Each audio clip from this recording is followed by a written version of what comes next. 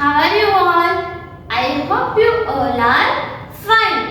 Right kids, ઘણા બધા વખતથી છે એ આપણે અગાઉ શીખી ગયેલા ટોપિક વિશે છે એ રિવિઝન કરીએ છીએ. બરાબર છે? તો એમાંનો જ એક ટોપિક ગ્રામરનો ટોપિક વિશેષણ. કયો ટોપિક? વિશેષણ. વિશેષણ વિશે છે એ આજે ફરીથી આપણે પુનરાવર્તન કરીશું. સૌથી પહેલા વિશેષણ એટલે શું? વિશેષણ એટલે શું? તો ચાલો એની ડેફિનેશન દ્વારા જોઈએ કે વિશેષણ એટલે શું. તો કે વિશેષણ એટલે શું? નામના અર્થમાં વધારો કરે તેને વિશેષણ કહે છે. નામના અર્થમાં વધારો કરે તેને વિશેષણ કહે છે. હવે કોઈ પણ આપણે કંઈ બોલીએ, રાઈટ? હું એમ કહું કે રીના નામની છોકરી, પણ હું એમ કહું રીના નામની છોકરી જાડી છે, તો એ રીનાની શું થઈ ગઈ? વિશેષતા થઈ ગઈ. રાઈટ? ટીના, આ ટીના છે, ટીના ઊંચી છોકરી છે, તો ટીના છોકરી તો છે જ, પણ ટીનાની વિશેષતા શું થઈ ગઈ કે ઊંચી છોકરી છે. રાઈટ? રાહુલ નામનો છોકરો, રાહુલ નીચો છોકરો છે, તો નીચો છે એ શું થઈ ગઈ? રાહુલની વિશેષતા થઈ ગઈ, વિશેષણ થઈ ગયું. રાઈટ? એની શું થઈ ગઈ? વિશેષતા થઈ ગઈ, તો એ નીચું છે એ શું થઈ ગયું? એનામાં વિશેષણ થઈ ગયું. આપણે વિશેષણના ઘણા બધા પ્રકારો પણ જોયા હતા. ગુણવાચક વિશેષણ, સંખ્યાવાચક વિશેષણ, ક્રમવાચક વિશેષણ, પરિમાણિકવાચક વિશેષણ અને સાર્વનામિક વિશેષણ. આવા વિશેષણના થોડા પાઠ પડે છે. એમાંનો પહેલો પાઠ એટલે કે ગુણવાચક વિશેષણ. એમાંનો પહેલો પાઠ એટલે કે ગુણવાચક વિશેષણ. એના વિશે છે એ આપણે વધુ માહિતી મેળવીથી સમજ્યા હતા કે ગુણવાચક વિશેષણ છે એ કોને કહેવાય. જો હવે આ વિશેષણ છે ને એનું નામ જ એવું સૂચવે છે ગુણ. એનું નામ જ સૂચવે છે ગુણ. આની અંદર પણ છે એના પેટા પ્રકાર છે. આકારવાચક, રંગવાચક, સ્વાદવાચક, આ બધા એના પ્રકાર છે. એમાં સૌથી પહેલા ગુણવાચક છે એ આપણે સમજીએ કે ગુણ એટલે શું? કે કોઈ પણ વ્યક્તિ હોય એમાં સારા અને ખરાબ બધા ગુણ છે એ રહેલા જ હોય, અથવા કોઈ પણ વસ્તુ હોય તો એની કંઈક ને કંઈક સારી અને ખરાબ બાબત હોય ને, તો અહીંયા ગુણ છે એ કોના હોય? વ્યક્તિના હોય, માણસના હોય ને. તો કેવા ગુણ હોય? તો કે કોક છે એ સત્ય બોલતા હોય તો એનું સત્ય છે એનો ગુણ થઈ જાય. સત્ય, દયા, અહિંસા, રાઈટ? આ બધા છે એ શું થઈ ગયા? માણસના ગુણ થઈ જાય. કોક છે એ મહેનતુ હોય તો કોક આળસુ હોય, રાઈટ? તો આ બધા પણ શું થઈ જાય? એના ગુણ થઈ જાય. તો સૌથી પહેલા છે ને એ આપણે માણસના આપણે ગુણો લખીએ કે કયા કયા ગુણ આવે. તો કે જો સૌથી પહેલા આપણે લખીએ દયાળુ, સાદગી, પછી મહેનતુ, આળસુ. કોઈ વ્યક્તિ છે એ ખૂબ પ્રામાણિક હોય કે કોઈ પણ વસ્તુ છે એ પ્રામાણિકપણે જ છે એ કરતી હોય, તો પ્રામાણિકતા. તો પ્રામાણિકતા પણ શું થઈ જાય? વ્યક્તિનો ગુણ થઈ જાય. સત્ય, રાઈટ? આવા બધા છે એ કોઈ પણ વ્યક્તિની અંદર ગુણ હોય, તો જ્યારે પણ વાક્યની અંદર આવા શબ્દ આવે, દયાળુ રાજા, સાદગીપૂર્ણ ખેડૂત છે એ જીવન જીવતો હતો, તો સાદગી છે એ શું થઈ જાય? વિશિષ્ટતા થઈ જાય. મહેનતુ, આળસુ, પ્રામાણિક, સત્ય, રાઈટ? આ બધા છે એ વ્યક્તિના ગુણો હોઈ શકે છે. તો જ્યારે પણ વાક્યની અંદર આવા ગુણો આપેલા હોય તો તો એ ગુણવાચક વિશેષણ થઈ જાય, ગુણ દર્શાવે છે વ્યક્તિના, બરાબર છે. તો આ થઈ ગુણવાચક વિશેષણ.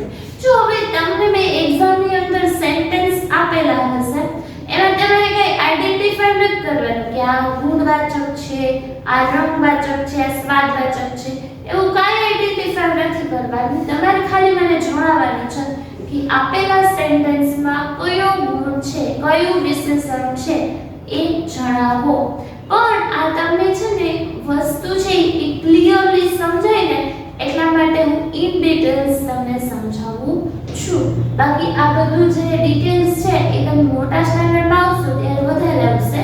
પણ આ રીતે આપણે સમજીએ કે મહિન્દુ આપણને આપેલું હોય તો તમને ખબર પડી જાય કે આ જે મહિન્દુ છે એની વ્યક્તિની વિશિષ્ટતા થઈ ગઈ, તો એ વિશેષણ થઈ ગયું, રાઈટ. તો એ તમને વસ્તુ છે એ ક્લિયરલી છે એ સમજાય જાય એટલા માટે હું તમને ડિટેલ્સમાં સમજાવું છું. આ રીતે હું એક્ઝામમાં નહીં પૂછું, ચિંતા નહીં કરતા, પણ તમારો જે કોન્સેપ્ટ છે એ ક્લિયર થાય એટલા માટે હું તમને વધારે સમજાવું છું, રાઈટ. તો છે ને હવે એના પછીનો આપણે પ્રકાર જોઈએ રંગવાચક. રંગવાચક વિશેષણ. જો હવે આ પણ વિશેષણ છે ને એ પોતાની વિશિષ્ટતા કહી દે છે. શું વિશિષ્ટતા છે એની? રંગ. વાક્યની અંદર કાંઈ પણ રંગ દર્શાવેલો હોય તો એ શું થઈ જશે? એનું વિશેષણ થઈ જશે. કયા કયા રંગ હોય? કાળો, સફેદ, લાલ, પીળા, પછી વાદળી. કેટલા બધા રંગ હોય બોલો તો ખરી? બીજા કયા રંગ હોય? ગુલાબી, કેસરી, લીલો. ઘણા બધા રંગ હોય ને આ રીતે. તો આ બધા રંગમાંથી કોઈ એક રંગ છે એ આપણને વાક્યની અંદર આપેલું હોય તો એ શું થઈ જશે? વાક્યની અંદર એ વિશેષણ બની જશે. માનો કે હું અહીંયા વાક્ય બનાવું છું.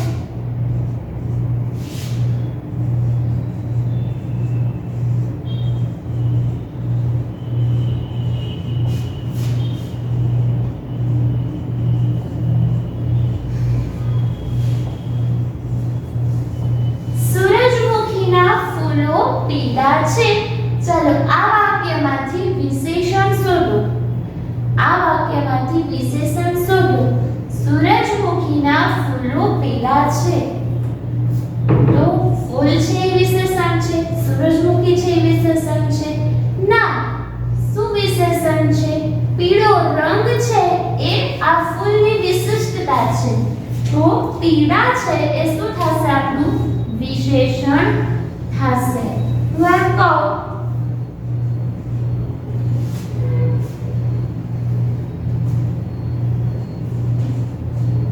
હાથી કાળો છે.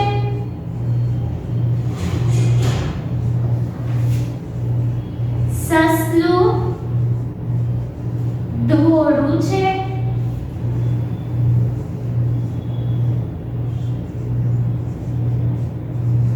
કારેલા લીલા છે.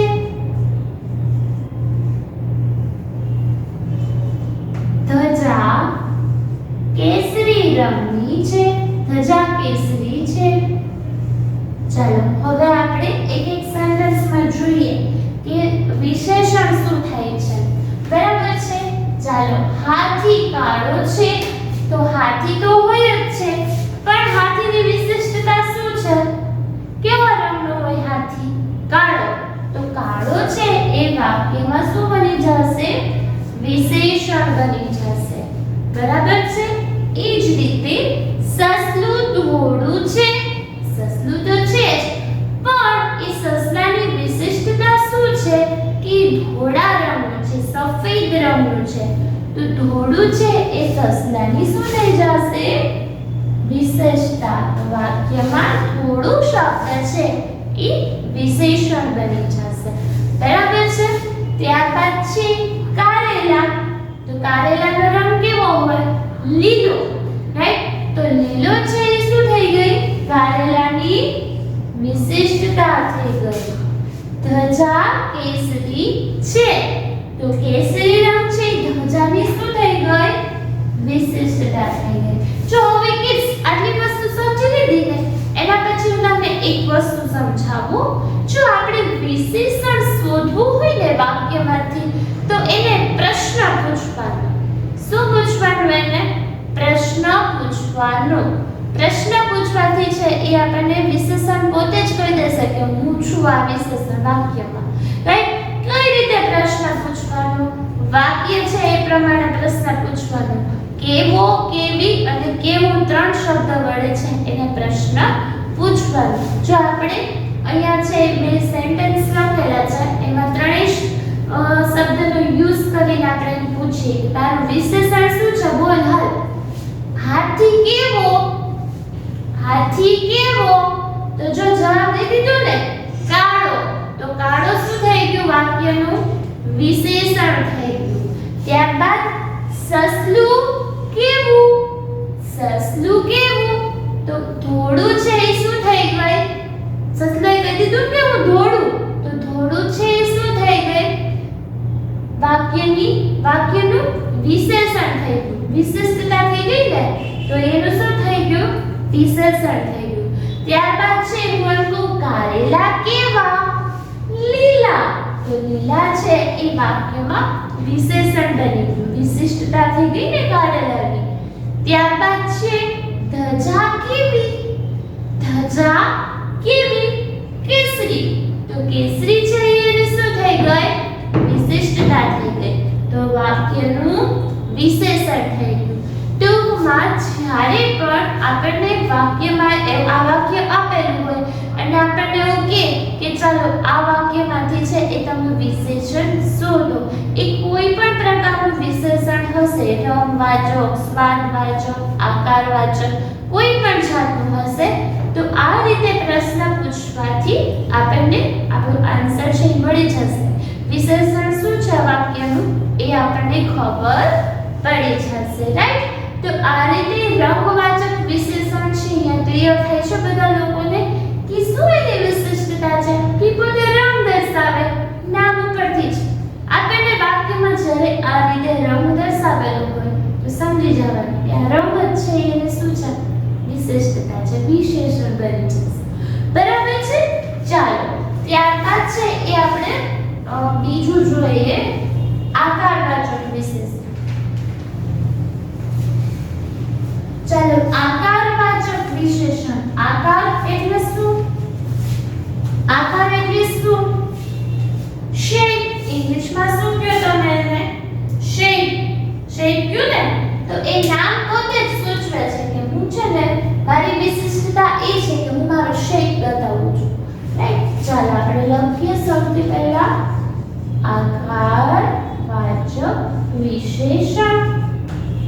ચાલો આકાર એટલે કે શેપ. ગોળ, શેપ ના નામ લખીએ આપણે. ગોળ, ત્રિકોણ, ચોરસ, લંબચોરસ, ષટ્કોણ,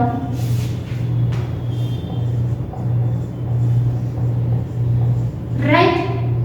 વર્તુળ, અર્ધવર્તુળ, બધી વસ્તુ છે એ શેપ ની અંદર આવી જાય ને. આપણે નાના હતા ત્યારે શેપ શીખ્યા હતા ને, ગોળ ને અર્ધગોળ શીખ્યા હતા ને, circle, half circle, semi circle, triangle, rectangle બધું શીખ્યા હતા ને. તો આ બધા શું છે? આકારો છે. તો જ્યારે પણ આપણને આકાર દર્શાવેલો હોય તો એ શું થઈ જશે? એની વિશિષ્ટતા થઈ જશે. વાક્યમાં એની શું થઈ જશે? વિશિષ્ટતા થઈ જશે. રાઈટ? હું એ સેન્ટેન્સ લખું.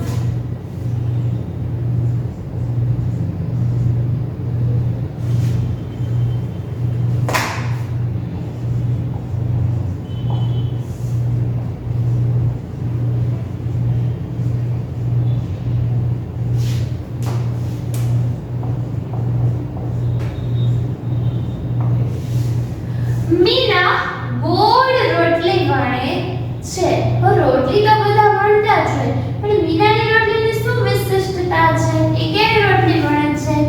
ગોળ રોટલી.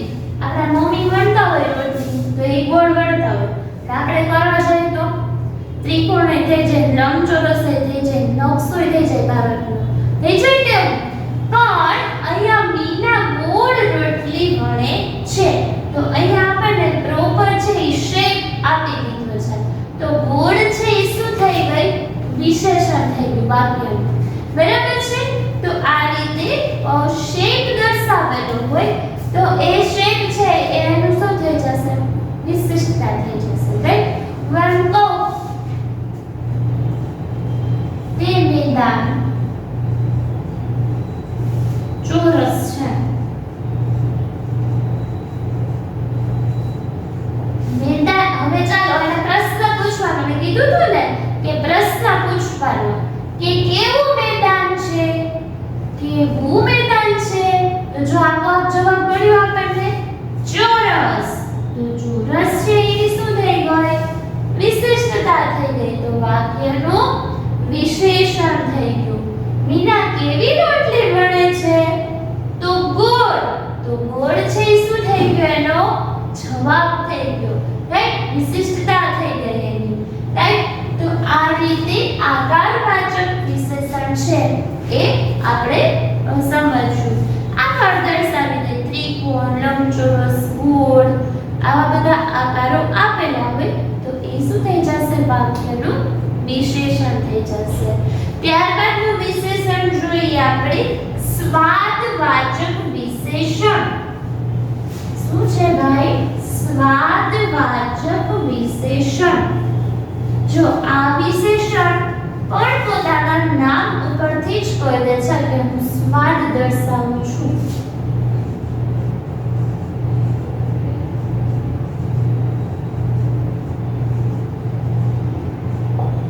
પોતે જ કહી દીધું ને કે હું સ્વાદ દર્શાવું છું. રાઈટ? ચાલો હું અહીંયા પેલા આપણે સ્વાદો છે એ જોઈ લઈએ. કેવા કેવા સ્વાદ હોય? 6 સ્વાદ હોય. ચાલો સૌથી પહેલા આપણે લખીએ ગળ્યો, મીઠો, તીખો, ખારો, તુરો અને કડવું. રાઈટ?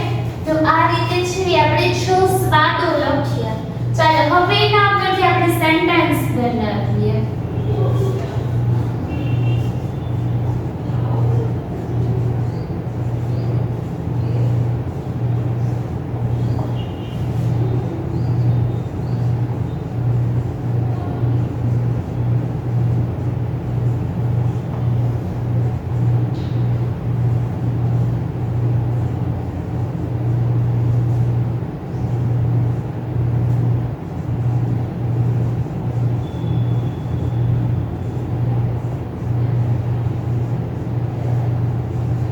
જો સૌથી પહેલું સેન્ટેન્સ જોઈએ આપણે. કારેલા કડવા છે.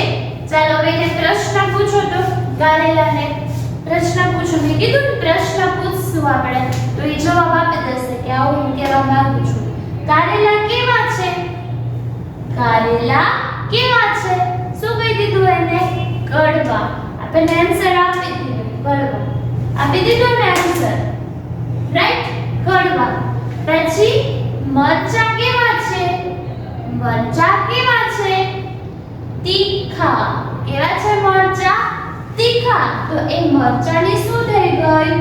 વિશિષ્ટતા થઈ ગઈ અને આપણા વાક્યનું વિશેષણ બની ગયું. બરાબર છે? ત્યારબાદ છે મીઠું ખારું છે. મીઠું હંમેશા સ્વાદમાં ખારું જોઈએ ને. તો મીઠું કેવું છે? પ્રશ્ન કર્યો આપણે. મીઠું કેવું છે? તો આન્સર મળી ગયો ખારું. તો ખારાશ છે એ મીઠાની શું છે? વિશિષ્ટતા છે અને આપણા વાક્યનું વિશેષણ છે. ત્યારબાદ જોઈએ આપણે શ્રીખંડ ગળ્યો છે. શ્રીખંડ ગળ્યો છે. શ્રીખંડ કેવો છે? ગળ્યો. તો ગળ્યો છે એ શું થઈ ગઈ? ગળાશ છે એની વિશિષ્ટતા થઈ ગઈ, રાઈટ? તો આ રીતે જોયું ને, એના નામ ઉપરથી જ આપણને ખબર પડી છે કે આ વાક્યની અંદર છે આવું કેવા વાક્ય છે. આ જો ગુણવાચકમાં બધા ગુણ આવશે, રંગવાચક જોયું તો એમાં શું આવશે? બધા રંગ આવશે. આકારવાચક જોયું તો એમાં બધા શું આવશે? આકારો આવશે. સ્વાદવાચક જોયું તો એમાં બધા સ્વાદ આવશે. તો તમને વિશેષણનો એક પ્રકાર છે એ સમજાઈ ગયો કે આવી વસ્તુ છે એ શું ભાઈ વ્યક્તિની વિશેષણમાં આવી વસ્તુ છે એ આવી શકે છે. બરાબર છે? તો અહીંયા સુધી છે એ બધા લોકોને ક્લિયર થાય છે. તમને અલગ નહીં તારવણ આપે કે ચાલો સ્વાદવાચક વિશેષણ ઉપર લખેલું છે ને પછી નીચે સેન્ટેન્સ આપેલું છે, એવું એક્ઝામની અંદર નહીં, પણ તમારે એમાંથી શોધીને છે એ લખવાનું રહેશે. ઓકે, ચાલો અહીંયા સુધી ક્લિયર બધા લોકોને? ઓકે કિડ્સ, તો વિશેષણનો એક પ્રકાર છે ગુણવાચક વિશેષણ. એના વિશે છે આપણે વિસ્તૃત માહિતી બધા લોકોને સરસ સમજાઈ ગયું છે. અને આપણે પ્રેક્ટિસ પેપર આવશે એની અંદર પણ છે એને તમને આ રીતના ઉદાહરણો આપેલા છે. તો ચાલો કિડ્સ, આપણે અહીંયા સુધી આજનું લેક્ચર રાખીએ. આજના સેશનના અંતે વર્કશીટમાં શું લખશું? તો કે હું તમને થોડાક એવા સેન્ટેન્સ આપીશ જેમાંથી તમારે વિશેષણ છે એ ઓળખવાનું છે. ઓકે કિડ્સ, ચાલો તો ફરી મળીએ નેક્સ્ટ લેક્ચરમાં.